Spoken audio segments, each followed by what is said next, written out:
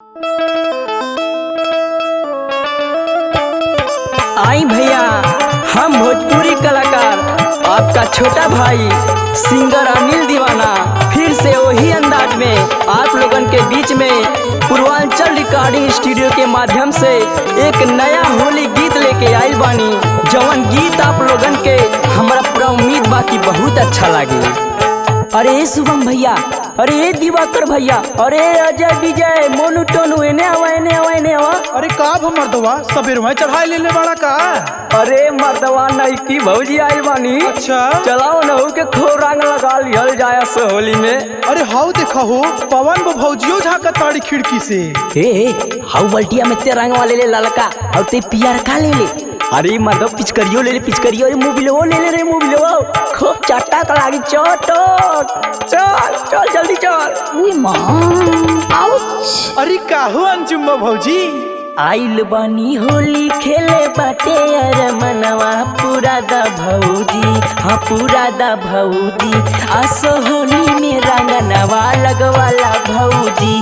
आपन चोली की खजनवा रंगवाला भौजी।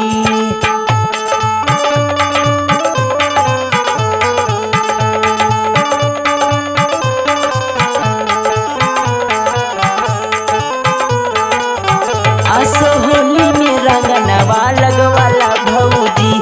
आपन चोली के खजनवा रंगवाला भौजी।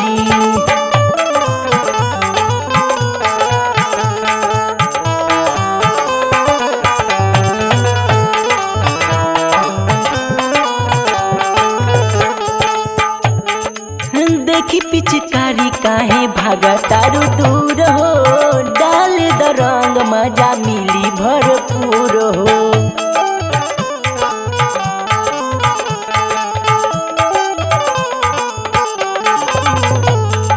एक बेरी मान ला देवरो के तू कहनवा रंगवाला भौजी।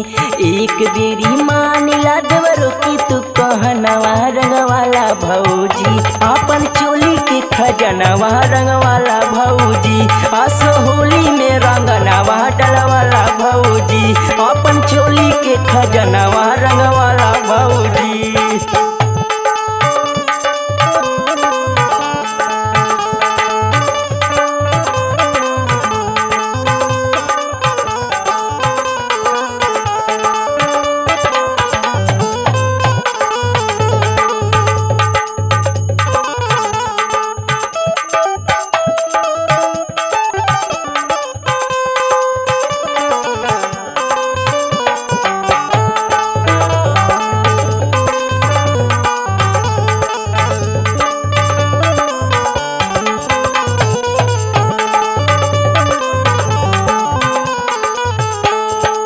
संतोष संदीप लैले रंग लाले लाल हो। शुभम सफारी रंगी है तोहर गोरे गाल हो।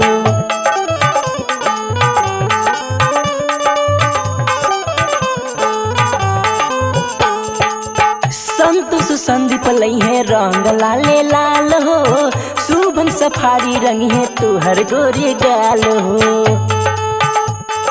एक बेरी मान ला नील के कहनवा रंगवाला भौजी। एक बेरी डाले दाया नील के तू रंगवा डलवाला भौजी। हो डलवाला भौजी अपन चोली के खजनवा रंगवाला भौजी। असो होली में रंगनवा लगवाला भौजी।